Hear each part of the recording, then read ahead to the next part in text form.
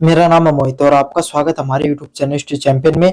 तो जैसा कि आप जानते हो, आपका जो पेपर होने वाला है एमए का ज्योग्राफिकल थॉट्स का, कौन सा पेपर होगा? ज्योग्राफिकल थॉट्स का जो पेपर होगा उससे संबंधित ये कंप्लीट वन शॉट क्लास होने वाली है। अब वन शॉट क्लास क्या होती है या मास्टर क्लास क्या होती है, इसके अंदर इंपॉर्टेंट क्वेश्चन भी मैं आपको बताता हूँ, साथ के साथ आपको क्या देखने को मिलता है, आपको सारा का सारा रिवीजन भी देखने को मिलता है। मतलब सारा का सारा सिलेबस है वो आपका इसी क्लास के अंदर रिवीजन हो जाता है। बस आपको क्या करना होता है, वीडियो को पूरा देखना होता है, चैनल को सब्सक्राइब करना है। अपन ने 10 तारीख से पहले पहले 25,000 सब्सक्राइबर पूरे करने का टारगेट ले रखा है, तो जाओ चैनल को सब्सक्राइब करो। साथ के साथ कोने में जो व्यू प्रोडक्ट वाला ऑप्शन है, इस पे क्लिक करके अगर फ्लिपकार्ट और मित्रा से को प्रोडक्ट खरीदोगे, सबसे ज्यादा डिस्काउंट आपको देखने को मिलेगा। और डिस्क्रिप्शन में टेलीग्राम का लिंक दे रखा है, उस पर अगर क्लिक करके आप क्या कर सकते हो, इस पीडीएफ को डाउनलोड कर सकते हो। चलिए शुरू करते हैं। सबसे पहले तो भाई आप सभी विद्यार्थियों को मैं ज्योग्राफिकल थॉट के जो जो इंपॉर्टेंट क्वेश्चन है ना, एक बार वो बता देता हूं, फिर इन सबका आपको थ्योरेटिकल रिवीजन भी करवाऊंगा। पहला प्रश्न है, भूगोल की परिभाषा दीजिए तथा इसके स्वरूप व क्षेत्र के बारे में व्याख्या कीजिए। क्या बताना है? भूगोल की परिभाषा बतानी है तथा इसका स्वरूप व क्षेत्र क्या होता है उसके बारे में विस्तृत रूप से आपको व्याख्या करनी है। मोस्ट इंपोर्टेंट प्रश्न है, यूनिट नंबर 5 से कर लेना। अगले वाला प्रश्न है, यूनानी, रोमन व प्राचीन भारतीय काल में भूगोलिक चिंतक के विकास की विवेचना कीजिए। कौन से का? यूनानी, रोमन एवं प्राचीन भारतीय काल में भूगोलिक चिंतन का विकास कैसे होता है, इसके बारे में आपको विस्तार से बताना है। यूनिट नंबर 2 का इंपॉर्टेंट क्वेश्चन की बात करें, भूगोल ज्ञान के विकास में अरब विद्वानों के योगदान पर चर्चा कीजिए। क्या करना है? भूगोल ज्ञान के विकास में अरब विद्वानों का क्या योगदान रहे, इसके बारे में आपको विस्तार से बताना। अच्छा प्रश्न है। अगले वाला प्रश्न है, पुण्य जागरण का भूगोल के विकास व प्रभाव स्पष्ट कीजिए तथा शास्त्रीय आधुनिक काल का योगदान का विवेचना कीजिए। क्या करना है? पुण्य जागरण काल के अंदर भूगोल के विकास को, प्रभाव को स्पष्ट करना है तथा शास्त्रीयता आधुनिक काल के योगदान के बारे में भी आपको विस्तार से बताना है। ये तो थे यूनिट 1, 2 के इंपॉर्टेंट क्वेश्चन। यूनिट 3 की बात करूं, भूगोलिक चिंतन में जर्मन विश्वविद्यालय के प्रमुख योगदानों के बारे में बताइए। मतलब भूगोलिक चिंतन होता है, उसमें जर्मन विश्वविद्यालय को क्या योगदान रहा उसके बारे में आपको विस्तार से बताना है। अगले वाला प्रश्न है, भूगोल में फ्रांसीसी व ब्रिटिश विश्वविद्यालय के योगदान की चर्चा कीजिए। क्या करना है? भूगोल में ब्रिटिश व जो फ्रांसीसी विश्वविद्यालय हैं, विद्यालयों के क्या योगदान रहे उसके बारे में आपको बताना है। अगला प्रश्न है, भूगोल में पाए जाने वाले विभिन्न द्वैत को उपयुक्त उदाहरणों के साथ स्पष्ट कीजिए। क्या करना है? डुअलिज्म को आपको बताना है, भूगोल में पाए जाने वाले द्वैत सिद्धांत को आपको उदाहरणों के साथ बताना है। और लास्ट नंबर प्रश्न है, मानव पर्यावरण संबंध में बढ़ती बदलती अवधारणाओं में भूगोल के हाल विकासों का विवेचना कीजिए। क्या करना है? मानव और पर्यावरण के बीच में जो संबंध बदल रहे हैं उसमें आपके सामने किन किन से विकास देखने को मिलते हैं, इसके बारे में बताना है। तो इंपॉर्टेंट क्वेश्चन को पढ़ना चाहते हो तो ये इंपॉर्टेंट क्वेश्चन आपको बता दिए, अच्छे से पढ़ लेना। अब अपन थ्योरेटिकल रिवीजन करेंगे भाई। भूगोल की परिभाषा और उसके स्वरूप क्षेत्र की बात करें। भूगोल, सबसे पहले अगर अपन बात करें, भूगोल शब्द का जो सर्वप्रथम उपयोग कहां पर किया गया था, विद्वान जो इरेटोस्थनीज है उनके द्वारा किया गया था। तो सबसे पहले ज्योग्राफी जो शब्द है, भूगोल शब्द, वो किसके द्वारा प्रयोग किया गया था भाई? यूनानी का एक विद्वान हुआ करता था। क्या? यूनान जो देश हुआ करता है ना आपके सामने, जो आज के समय मिस्र देश है, उस समय का यूनान देश के नाम से जाना जाता था। वहां पर एक इरेटोस्थनीज नामक एक व्यक्ति हुआ करता था, उसके द्वारा इसका क्या नाम दिया गया। अब इसको 2 ग्रीक शब्दों में इसका बांटा जा सकता है। समझ में आ गया? जियो शब्द, इसमें पहला शब्द जियो प्लस ग्राफी। अगर अपन ज्योग्राफी को बांटे तो 2 शब्दों में बढ़ता है, पहला होता है जियो और दूसरा होता है ग्राफी। जियो का अर्थ होता है आपके सामने भूगोल। समझ में आ गया? जियो का अर्थ होता है भूगोल या फिर आपके सामने पृथ्वी। क्या होता है? पृथ्वी। जियो का अर्थ क्या होता है भाई? आपके सामने पृथ्वी। और ग्राफी का अर्थ होता है कोई भी चीज का अध्ययन करना। जिस भी चीज के पीछे ग्राफी लग जाए उसका अर्थ क्या होता है? आपके सामने अध्ययन करने के लिए लगता है। और जियो का अर्थ होता है आपके सामने पृथ्वी। तो अगर इसका पूर्ण रूप से देखें तो पृथ्वी का अध्ययन करने वाले विषय को क्या कहा जाता है? ज्योग्राफी के नाम से जाना जाता है। इसका शाब्दिक अर्थ है पृथ्वी का वर्णन करना। मतलब पृथ्वी के बारे में, पृथ्वी पर घटने वाली विभिन्न घटनाओं को वर्णन किया जाता है, उसी को ज्योग्राफी के नाम से जाना जाता है। किस नाम से जाना जाता है? ज्योग्राफी के नाम से जाना जाता है। रिचर्ड होर्स्टन के अनुसार भूगोल व अनुशासन है जो पृथ्वी की सतह की परिवर्तनशीलता स्वरूप सटीक व तार्किक विवरण प्रस्तुत करता है। मतलब भूगोल की बात करें तो वो एक उस प्रकार का विषय है जो पृथ्वी की जो सतह होती है ना, उसमें अलग अलग प्रकार के जो परिवर्तन देखने को मिलते हैं उसको सही तरीके से हमें सटीक व तार्किक रूप से बताने का काम करता है। मतलब भाई कभी मौसम बदलते हैं, हमें कहीं पर पहाड़ पाए जाते हैं, कहीं पर नदियां पाई जाती हैं, कहीं पर समुद्र पाए जाते हैं, है ना। आंधी तूफान अलग अलग प्रकार की प्रकृति पर जो घटनाएं होती हैं उसको एक वैज्ञानिक ढंग से, कैसे वैज्ञानिक ढंग से जिस विषय के अंदर बताया जाता है उसी को क्या कहा जाता है आपके सामने, ज्योग्राफी के नाम से जाना जाता है। किसके नाम से जाना जाता है, ज्योग्राफी के नाम से जाना जाता है। अगर भूगोल के स्वरूप की बात करें, भूगोल की प्रकृति अंत विषय है और एकीकृत है। अंत विषय क्या होता है, जिसमें एक से अधिक विषय आपके सामने जुड़े होते हैं। अब आप अगर भूगोल के बारे में पढ़ते हो तो भाई एक बात बताओ, कोई क्षेत्र है जिसके ऊपर बाढ़ आ गई, कोई भी क्षेत्र है उस पर अगर बाढ़ आ गई तो वहां की क्या अर्थव्यवस्था बिगड़ जाएगी। तो भूगोल के कारण अर्थव्यवस्था के अंदर जो बदलाव देखने को मिलता है उससे अपन क्या पढ़ लेते हैं भाई, अर्थव्यवस्था के बारे में ज्ञान ले लेते हैं।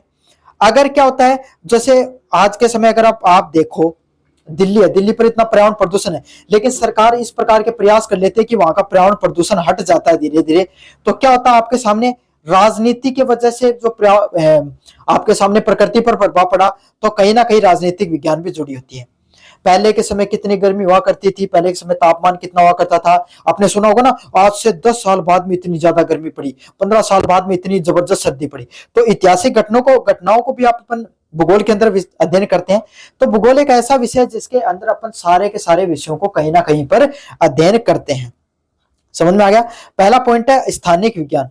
यहां पर कहां और क्या पर ध्यान दिया जाता है, किस चीज पर ध्यान दिया जाता है, कौन सी कहां कौन सी जगह पर और क्या घटना घटित हुई, उसी को क्या कहा जाता है, स्थानीय स्थानीय घटना के नाम से। मतलब आपका जो आसपास की जो जगह है ना, वहां पर किस प्रकार की घटनाएं घटित हुई उसको स्थानीय विज्ञान के नाम से जाना जाता है।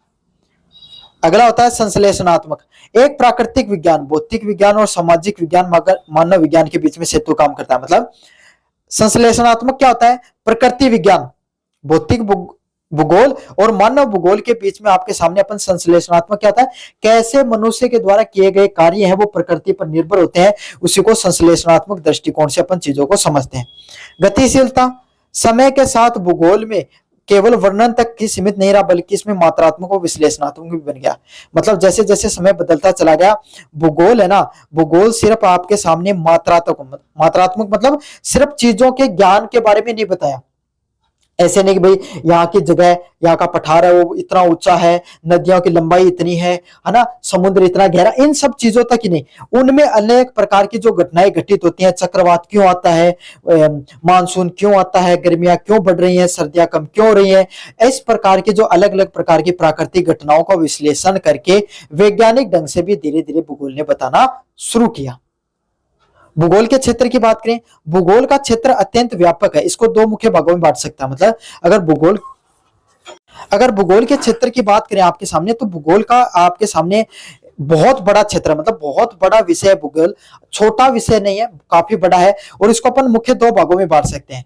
पहला आता है भौतिक भूगोल, इसमें भू आकृति विज्ञान। भू आकृति विज्ञान क्या होता है, अलग अलग प्रकार की पृथ्वी पर पाए जाने वाली आपके सामने जो आकृतियां होती हैं, जैसे पहाड़, नदियां, समुद्र, वो भू आकृतियां होती हैं, वो भू आकृतियां होती हैं और उसके बारे में अपन अध्ययन करते हैं। अलग अलग प्रकार की जलवायु पाई जाती है, कैसे कहीं पर राजस्थान की सर्द जलवायु है, लेकिन अगर वहीं पर अगर आप जाओगे जम्मू कश्मीर में तो वहां की सर्द आपके सामने जलवायु होगी। दक्षिण भारत की तरफ जाओगे, नमी भरी और शुष्क नमी के साथ आपके सामने गर्म जलवायु देखने को मिलती है।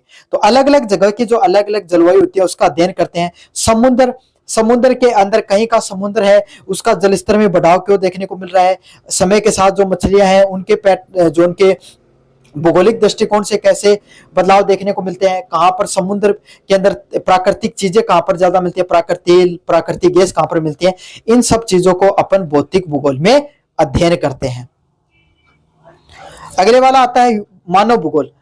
मानव गतिविधियों जैसे जनसंख्या, आर्थिक, राजनीतिक व सामाजिक व नागरिक भूगोल को जहां पर अध्ययन किया जाता है उसको मानव भूगोल के नाम से जानते हैं। मतलब मनुष्य के द्वारा जो अनेक प्रकार की गतिविधियां की जाती हैं, जैसे समय के साथ जनसंख्या में कैसी बढ़ोतरी हो रही है, पैसे का क्या योगदान होता है, आर्थिक रूप से क्या योगदान देखने को मिलता है, भूगोल का भाई मनुष्य पर क्या प्रभाव पड़ता है, राजनीति और जो सामाजिक जो विज्ञान होता है वो भूगोल पे। मैंने बताया था ना आपको, ये सारी पॉइंट आपको पहले बता दिए कि कैसे राजनीति निर्भर करती है, कैसे आपके सामने भूगोल पर अलग अलग चीजें निर्भर करती हैं।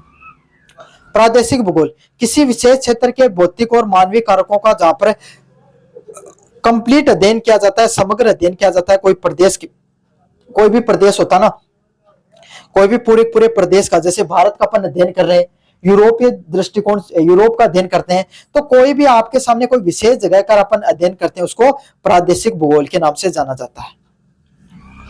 आधुनिक भूगोल का क्षेत्र geo informatics, GIS, remote sensing तक फैल गया है, जो सटीक स्थानीय विश्लेषण को अनुमति देता है। क्या आज का समय जो भूगोल है वो जियो इन्फोटिक्स तक है, जियो इन्फोटिक्स होता है, मतलब आप आज के समय आप हर चीज का, छोटी मोटी चीजों में जहां पर जियोग्राफी के साथ टेक्नोलॉजी जुड़ जाए ना, उसको क्या कहा जाता है, जियो इन्फोटिक्स के नाम से जाना जाता है।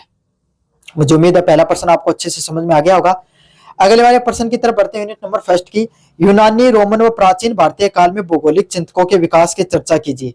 क्या करना है, यूनानी लोग, रोमन व प्राचीन भारतीय काल में जो अलग अलग प्रकार के जो भौगोलिक चिंतक हुआ करते थे ना, उनका विकास किस प्रकार से देखने, उसके बारे में आपको विस्तार से बताना है। पहला पॉइंट है, रोमन विश्वविद्यालयों ने अपने विशाल साम्राज्य के प्रबंधन के लिए व्यवहारिक व वर्णनात्मक भूगोल पर ध्यान दिया। जैसे अपने यहाँ पर सिंधु घाटी सभ्यता हुआ करती थी, तो उसी तरीके से आपके सामने क्या हुआ करती थी, पहले रोमन काल को देख लेते हैं, फिर ऊपर की तरफ जाकर अपन कौन से देख लेंगे, यूनानी काल को भी देख लेंगे। तो उसी तरीके से रोमन काल भी पाया जाता था और बहुत ही विशाल साम्राज्य हुआ करता था।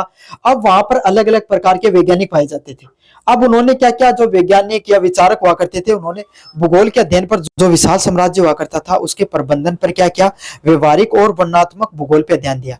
मतलब जो हमारी बिहेवियर, कोई भी इंसान होता है उसका किस प्रकार का जो बिहेवियर होता है उसके ऊपर, और डिस्क्रिप्टिव भूगोल, वर्णनात्मक भूगोल क्या होता है आपके सामने, जहां पर अलग अलग प्रकार के जो प्रकृति पे घटने वाली घटनाएं हैं उसके बारे में उन्होंने बताना शुरू किया। व्यवहारिक क्या होता है, मनुष्य के द्वारा जो अलग अलग प्रकार का व्यवहार किया जाता है उसका भूगोल पर क्या प्रभाव पड़ता है, प्रकृति पर क्या प्रभाव पड़ता है, उसके बारे में उन्होंने सारी की सारी चीजें बताई। इसमें पहले प्रमुख आपके सामने वैज्ञानिक का नाम है स्ट्रोबो। इन्होंने 17 खंडों में जियोग्राफिया लिखी। इनके द्वारा एक किताब लिखी गई जिसका नाम क्या था, जियोग्राफिया। क्या नाम था, जियोग्राफिया। इस किताब का नाम अच्छे से रट लेना और इसको लिख कर आ जाना, है ना। ज्योग्राफिया किताब लिखा गया। इन्हें प्रादेशिक भूगोल का पिता भी माना जाता है। इनको क्या माना जाता है आपके सामने, जो प्रादेशिक भूगोल है, मतलब कोई भी प्रदेश, कोई भी स्थान विशेष के बारे में जिसका अध्ययन किया जाता है जिस भूगोल में, उसी को प्रादेशिक भूगोल के नाम से जाना जाता है। तो रोमन साम्राज्य में इन्होंने, रोमन साम्राज्य में उस समय की किस प्रकार की प्रकृति हुआ करती थी, कैसे लोग रहते थे, क्या आपके सामने जो सारी की सारी चीजें देखने को मिलती थी, उस चीज का अध्ययन करके इन्होंने एक किताब लिखी जिसका क्या नाम लिखा, स्ट्रोबो के द्वारा, ज्योग्राफिया। और इनको इसीलिए इनको प्रादेशिक भूगोल के पिता के नाम से भी जाना जाता है। क्यों, उस समय के रोमन जो साम्राज्य हुआ करता था उसके ऊपर इन्होंने साहित्य लिखा था।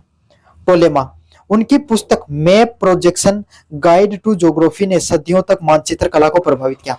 उसके बाद में टॉलेमा नामक एक व्यक्ति आए जिन्होंने मैप प्रोजेक्शन, मतलब सबसे पहले मानचित्र बनाने की जो विधि है वो इन व्यक्तियों के द्वारा, टोलेमी के द्वारा दी गई। और गाइड टू ज्योग्राफी नामक भी इनके द्वारा किताब लिखी गई, जिन्होंने क्या किया, बहुत लंबे समय तक, सालों साल तक जो मानचित्र कला है, आज के समय आधुनिक काल में जो मानचित्र देखते हो, उस कला को इनके द्वारा क्या किया गया, निर्माण किया गया। और आज भी वो क्या देखने को मिलती है, बहुत ही ज्यादा सटीक है। उन्होंने अक्षांश व देशांतर की अवधारणा के बारे में भी बताया। और क्या बताया, अक्षांश क्या होते हैं, देशांतर क्या होते हैं, उन सब चीजों के बारे में भी इनके द्वारा बताया गया। तो ये दो प्रमुख आपके सामने रोमन विद्वान है, स्ट्रोबा और टेलमी। स्ट्रोबा के द्वारा ज्योग्राफिया लिखी, जो उस समय का रोमन साम्राज्य हुआ करता था, उस समय में आपके सामने क्या है उसके बारे में अध्ययन लिखा। और टोलेमी के द्वारा आपके सामने, टोलेमी के द्वारा मैप प्रोजेक्शन और गाइड टू ज्योग्राफी नामक किताबें लिखी गई। यूनानी काल के बारे में भी अध्ययन कर लेते हैं। यूनानी काल को श्रवण काल बोला जाता है। यूनानियों को वैज्ञानिक भूगोल का अग्रदूत माना जाता है। क्या माना जाता है, जो यूनानी लोग होते हैं उनको वैज्ञानिक भूगोल, मतलब जो आज अपन जो वैज्ञानिक भूगोल है उसमें हर तरफ से विज्ञान जुड़ा हुआ है। क्यों, आप अपन जितनी भी चीजों का अध्ययन करते हैं कहीं ना कहीं भूगोलिक दृष्टिकोण से तो चीजें जुड़ी रहती हैं। पहला आता होमर। होमर ने 4 दिशाओं की हवाओं का वर्णन किया। सबसे पहले किस व्यक्ति का नाम आता है, होमर का नाम आता है, जिनके द्वारा क्या किया गया था, जो चारों तरह की जो चारों दिशाओं में जो हवाएं पाई जाती हैं उसके बारे में उनके द्वारा वर्णन किया गया था। तथा थेल्स व एनालेक्सेंडर ने गणितीय भूगोल की शुरुआत की थी। तो सबसे पहले तो होमर का नाम रटो। उन्होंने क्या किया था, जो आज के समय जो हवाई चलती है ना, उसके बारे में सबसे पहले वैज्ञानिक ढंग से किसके द्वारा बताया गया था? होमर के द्वारा बताया गया था। किसके द्वारा बताया गया था? होमर के द्वारा बताया गया था। तथा थेल्स व एलेक्स जो एनेक्समेंडर ने क्या किया था आपके सामने? जो गणितीय भूगोल मतलब भूगोल के अंदर गणित का जुड़ाव देखने को मिला था कि कोई भी जैसे कोई भी जगह है उसकी लंबाई चौड़ाई कितनी है उसके बारे में बता दिया। कोई नदी की लंबाई नापने का काम किया, है ना।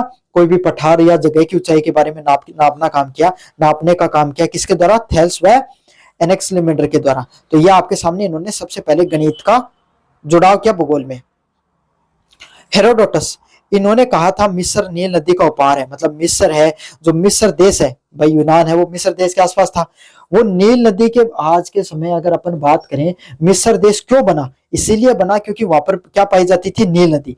अब आपको भी पता है नदियां होती हैं, उसी के किनारे जितनी की जितनी जो सभ्यताएं हैं वो पनपी हैं। और आपके सामने भाई ये जो मिस्र सभ्यता भी इसलिए पनपी क्योंकि उनके किनारे नील नदी दिखाई देती थी, जिससे इतिहास और भूगोल के संबंध स्पष्ट होते हैं। और इससे क्या हुआ? उस समय का जो इतिहास है, उस समय का जो कल्चर है, उस समय का जो इतिहास है, उसके बारे में इन्होंने बताया। इरेटोस्थनीज, पृथ्वी की परिधि का सटीक गणना किसके द्वारा की गई? इरेटोस्थनीज के द्वारा की गई। तो मोस्ट इंपोर्टेंट है, ये भी आप बता देना भाई, इरेटोस्थनीज के द्वारा जो परिधि कितनी आपके सामने जो सरकमफ्रेंस है अर्थ की, उसके बारे में बताया। और अरस्तु ने पृथ्वी के गोलाकार, और सबसे पहले भाई पृथ्वी गोलाकार या जियोड शेप में, कौन सी शेप में? जियोड शेप में। इसके बारे में सबसे पहले किसने बताया? अरस्तु ने बताया। तो ये कुछ वो महान वैज्ञानिक हुआ करते थे जिनका आपके सामने भूगोल के निर्माण में योगदान रहा है थोड़ा बहुत। प्राचीन भारतीय काल के कौन कौन से वैज्ञानिक है जिनका आपके सामने आज के समय आधुनिक विज्ञान के निर्माण में अध्ययन हिस्सा है? भारतीय भूगोल वेदों, पुराणों और सिद्धांतों, खगोल विज्ञान में समाहित था। मतलब आज के समय भारतीय भूगोल की बात करें, उसमें भी कहीं ना कहीं वेदों का भी योगदान है, पुराणों का भी योगदान है, और अलग अलग प्रकार के खगोल विज्ञान के सिद्धांत हैं उनका भी योगदान दिखाई पड़ता है। सबसे पहले आता है वैदिक काल। ब्रह्मांडों के 7 द्वीपों में विभाजित किया गया था। मतलब वैदिक काल है, उसमें क्या बताया गया कि जो ब्रह्मांड है, मतलब जो अपना यूनिवर्स है ना भाई, यूनिवर्स के अंदर आप सब भूगोल के विद्यार्थी हो, आप सबको पता है हर चीज आती है। जो पृथ्वी आ गई, जो अपनी अलग अलग प्रकार की गैलेक्सियां आ गई, जो सारे जितने भी जो प्लेनेट आ गए, मून आ गए, एस्ट्रॉइड प्लेनेट्स होते हैं, सब कुछ जितनी भी जो चीजें होती हैं वो यूनिवर्स के अंदर आते हैं। और वैदिक काल में क्या माना कि ब्रह्मांड है वो 7 द्वीपों में, मतलब 7 अलग अलग प्रकार के टुकड़ों में बांटा हुआ। तो कहीं ना कहीं ये भी पता चलता है कि भाई हमारे वैदिक धर्म में भी कहीं ना कहीं जो वेद हुआ करते थे उन लोगों को कहीं ना कहीं किसके बारे में? भूगोल के बारे में ज्ञान था। आर्यभट्ट, इन्होंने पृथ्वी को अपनी दूरी पर घूमने और ग्रहण के कारणों का सटीक व्याख्या की थी। आर्यभट्ट ने क्या किया था? पृथ्वी है वो अपने एक्सिस पे घूमती है। पृथ्वी आपको पता भाई अपनी दूरी पर अपने एक्सिस पे घूमने का काम करती है। ये सबसे पहले किसके द्वारा बताया गया था? आर्यभट्ट के द्वारा बताया गया था। और ग्रहण लगता है, चंद्र ग्रहण और सूर्य ग्रहण क्यों लगता है, उसके बारे में भी सटीक गणना किसके द्वारा की गई थी? आर्यभट्ट के द्वारा की गई थी। भास्कराचार्य और वहार मेहर, इन्होंने गणितीय भूगोल और ग्रह की स्थिति का महत्वपूर्ण कार्य किया था। भास्कराचार्य ने क्या किया था? गणितीय भूगोल, जो आज आपके सामने जो मैथमेटिकल ज्योग्राफी होती है, ग्रह की स्थिति कहां पर पाई जाती है, उसके बारे में सबसे भास्कराचार्य और वहार मेहर के द्वारा सबसे पहले बताया गया था। यह भी अच्छा है भाई, मोस्ट इंपोर्टेंट पॉइंट है, इसको कर लेना। पंच महाभूत, पृथ्वी, जल, अग्नि, वायु और आकाश की अवधारणा भारतीय पर्यावरणीय सोच का आधार बनी। मतलब पंच महाभूत है जहां पर पृथ्वी, जल, अग्नि, वायु और आपके सामने इन सब चीजों की वजह से आज आपके सामने क्या होता है?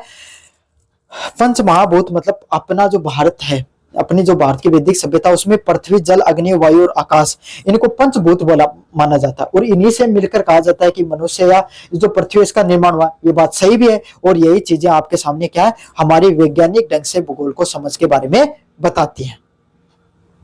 मुझे उम्मीद है आपको यूनिट फर्स्ट अच्छे से समझ में आ गई होगी।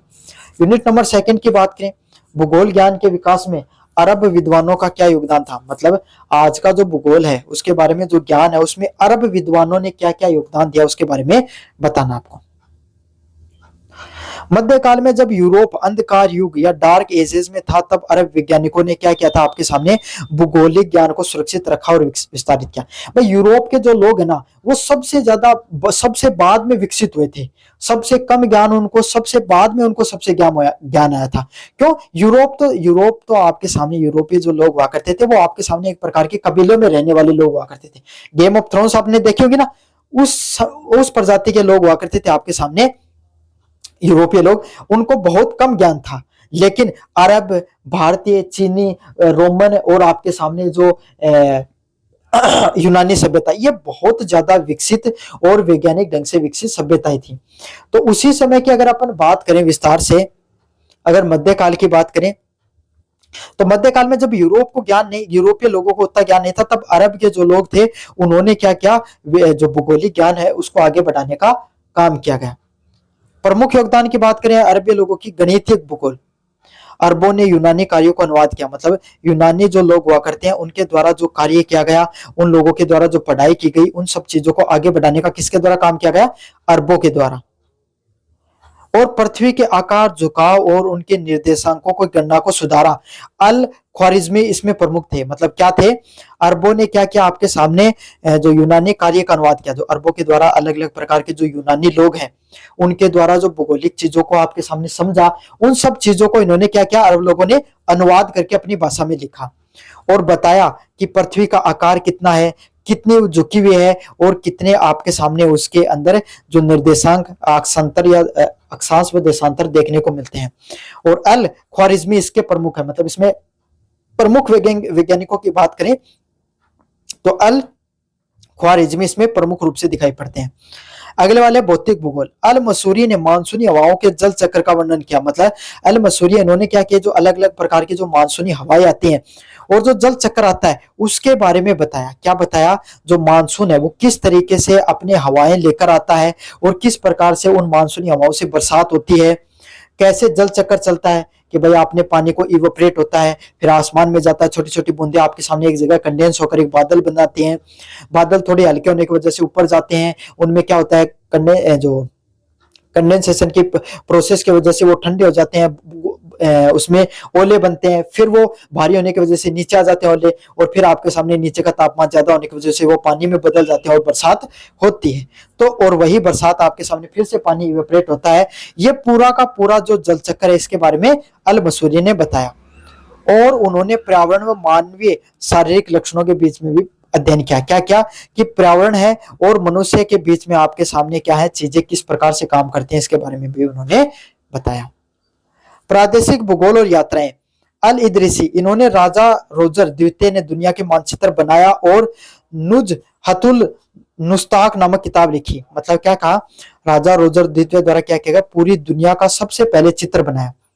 आज की जो अपनी पूरी दुनिया है इसका सबसे पहले इल इदरिसी के द्वारा क्या किया गया था, मानचित्र बनाने का या चित्र बनाने का काम किया गया था। भाई भूगोल को अगर समझना है तो आपको मानचित्रों का ज्ञान होना बहुत जरूरी है, और यह जिज्ञासा इंसान के अंदर बहुत पहले से रही थी मानचित्रों की बनाने की। तो इसमें से सबसे प्रमुख वैज्ञानिक है भूगोलविद जिनका नाम आता है वो इल इदरिसी का नाम आता है। इन्होंने नुज हतुल नुस्ताक नामक किताब लिखी जिसमें मध्यकाल के सबसे सटीक और सबसे शानदार मानचित्रों का निर्माण किया।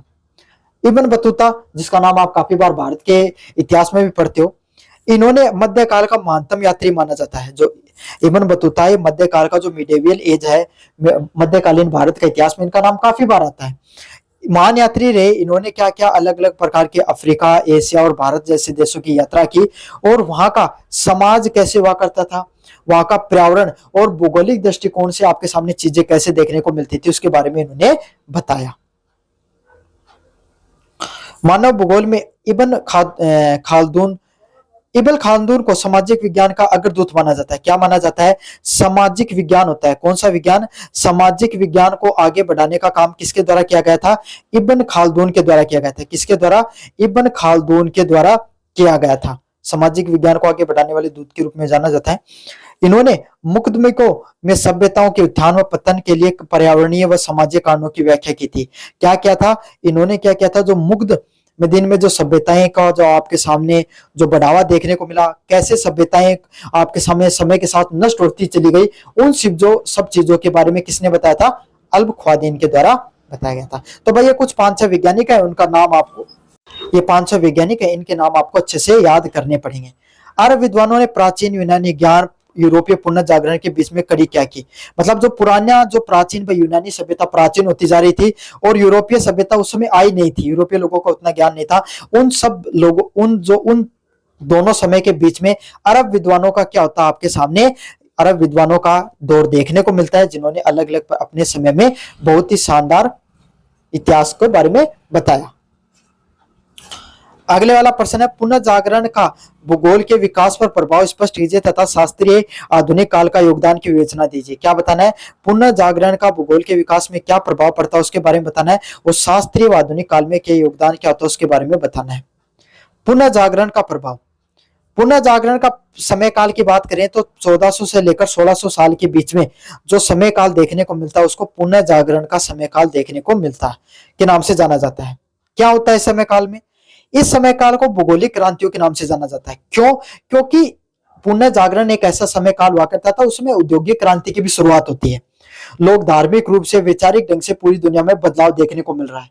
तो यूरोपीय लोग हैं, उनके पास अब क्या हो चुकी थी, मशीनें आ चुकी थी, वो उनके पास समझ और ज्ञान भी वैज्ञानिक ढंग से उनके पास ज्यादा ज्ञान था, आधुनिक ज्ञान था। तो उन्होंने क्या किया, अलग अलग देशों में जाकर क्या उन देशों के बारे में खोज करनी शुरू कर दी। उन देशों के बारे में, भौगोलिक प्रदेश कैसे हैं, वहां की सामाजिकता कैसी है, लोग कैसे रहते हैं, उन सब चीजों के बारे में इन्होंने क्या किया, जानना शुरू कर दिया। सबसे पहले की बात करें, खोज यात्राएं। कोलंबस, वास्को डिगामा व मैगेलन की यात्राओं ने नई दुनिया, अमेरिका की खोज की और सिद्ध किया कि पृथ्वी गोल है। सबसे पहले किन के द्वारा खोज की गई? कोलंबस के द्वारा। वास्को डिगामा और मैगेलन की जो यात्राएं हैं, इन दो तीन प्रमुख आपके सामने जो भूगोलविद मान सकते हो आप इनको, या पूरी दुनिया के खोजकर्ताओं के रूप में जान सकते हो, जो क्या करते थे, अलग अलग देशों में जाते थे और उन देशों की खोज किया करते थे। इन्होंने क्या किया, अमेरिका जैसे देश को क्या किया, खोजा। यूरोप से अमेरिका गए और उन्हें बताया, पूरी दुनिया में सिद्ध करने का प्रयास किया कि पूरी दुनिया गोल है। मानचित्र कला, प्रिंटिंग प्रेस के आविष्कार से मानचित्रों का उत्पादन बढ़ा। अब क्या हो गया भाई, मशीनें, मैंने बताया ना, ये समय वो काल था जहां पर आधुनिकता आ चुकी थी या औद्योगिक क्रांति देखने को मिल चुकी थी। तो मशीनें आने के कारण प्रिंटिंग प्रेसों का भी निर्माण होना शुरू हुआ, जिससे अलग अलग प्रकार के जो मानचित्र हैं, क्या है, अलग अलग जो मानचित्र हैं उनका उत्पादन होना शुरू हो गया। मैकेटर प्रोजेक्शन बनाया, जिससे समुद्री नेविगेशन में क्रांति लगा दी। मतलब मैकेटर ने क्या बनाया, मैकेटर प्रोजेक्शन बनाया, और उससे क्या था, ये एक ऐसा प्रोजेक्शन था जो क्या बताता था कि भाई आपके सामने कि कहां पर कौन सा द्वीप कहां पर है, कहां पर समुद्री यात्राएं करोगे तो कहां पर कौन सा समुद्र है, कौन सा मार्ग है, इन सब चीजों के बारे में उन्होंने एक प्रिंटिंग प्रेस के द्वारा एक क्या किया, एक प्रिंट बनाया, एक मानचित्र बनाया, जिससे पूरी दुनिया में क्या, समुद्र पे आना जाना आसान हो गया। क्यों? मैप आसानी से बनने लगे। वैज्ञानिक दृष्टिकोण, धार्मिक मान्यताओं के स्थान पर उत्थान, अवलोकन व तर्क को महत्व दिया जाने लगा। मतलब पहले क्या हुआ करता, जैसे भारत में देख लो, पहले भारत में मान्यता हुआ करती थी, अगर कोई व्यक्ति अपने समुद्र को पार करके अगर दूसरी जगह जाता है तो उसका धर्म भ्रष्ट हो जाता है, ऐसी विचारधारा थी भाई अपनी। लेकिन आज के समय तो ऐसा नहीं देखने को मिलता है। समझ में आ गया? तो अलग अलग लोगों की, ऐसे लोगों की, इस्लाम धर्म में, ईसाई धर्म में, हर लोगों की अलग अलग प्रकार से धार्मिक मान्यता हुआ करती थी। लेकिन धर्म की बजाय अब लोग क्या हो गया, धीरे धीरे जो आधुनिक काल में विज्ञान का महत्व बढ़ने लग गया। विज्ञान का महत्व बढ़ा तो लोगों ने क्या किया, तर्क को, लॉजिक को और जो ऑब्जर्वेशन होती है उनको ज्यादा ध्यान देना शुरू किया। इसीलिए भी भूगोल में आपके सामने एक बढ़ोतरी देखने को मिली। अगले वाला समय काल है शास्त्रीय आधुनिक काल, 18 से 19वीं शताब्दी। यह काल दो जर्मन दिग्गजों का था, जिन्होंने क्या किया, भूगोल को एक पेशेवर विज्ञान बनाया। तो जर्मनी है, उसके अंदर दो मुख्य जो वैज्ञानिक आए। पहले का नाम था अलेक्जेंडर वान हेमलेट। इन्होंने क्षेत्रीय कार्य के, फील्ड वर्क किया, व्यवस्थित अवलोकन पर जोर दिया। मतलब अलग अलग जगह पर जाते थे, वहां की चीजों के बारे में समझते थे और वहां की चीजों को जाकर समझा। जैसे समुद्र है, समुद्री अध्ययन किया, नदियों में जाकर नदियों का अध्ययन किया, कोई स्थान पर जाकर उन्होंने उनका अध्ययन किया। तो इसको क्षेत्रीय कार्य के नाम से जाना जाता है। और उन्होंने एक किताब लिखी, किसके नाम से, कॉस्मस के नाम से। किसके नाम से? कॉस्मस नामक एक किताब इनके द्वारा लिखी गई, काफी प्रसिद्ध किताब है। इन्होंने समताप रेखाएं, आइसोथर्मस के बारे में अवधारणा दी, ऊंचाई के साथ वनस्पतियों का अध्ययन किया और प्रकृति में एकता पर विश्वास किया। आइसोथर्म क्या होता है? जैसे आपके सामने कोई फिक्स जो अक्षांश या देशांतर पर जाते हो तो वहां का तापमान, वहां का भौगोलिक दृष्टिकोण सेम दिखाई पड़ता है, और कैसे ऊंचाई के साथ आपके सामने ठंड बढ़ती है ना, नीचे जाते हो तो आपके सामने गर्मी बढ़ती है। सब चीजों का वनस्पति पर क्या प्रभाव पड़ता है उसके बारे में भी इन्होंने बताया। अगले वाले थे कोल रिएटर। उन्होंने प्रादेशिक दृष्टिकोण से अंडरकुंड नामक के नाम से जाना जाता है। किसके नाम से? अंडरकुंड। अंडर कुंडे के नाम से इनको जाना जाता है। इन्होंने पृथ्वी को एक ईश्वरीय रचना माना। क्या माना? इनके द्वारा पृथ्वी है वो एक ईश्वर के द्वारा बनाई गई क्या है, एक आपके सामने करती है वो माना, और मानव विकास के लिए इनको द्वारा एक किताब लिखी गई। तो ये थे आपके सामने पुनर्जागरण के भूगोल के विकास का प्रभाव स्पष्ट। मैंने यूनिट फर्स्ट और सेकंड पढ़ा दिया है। कैसा लगा आपको वीडियो जरूर से बताना। पार्ट 2 में अपन यूनिट थर्ड और फोर्थ के बारे में विस्तार से पढ़ेंगे। धन्यवाद।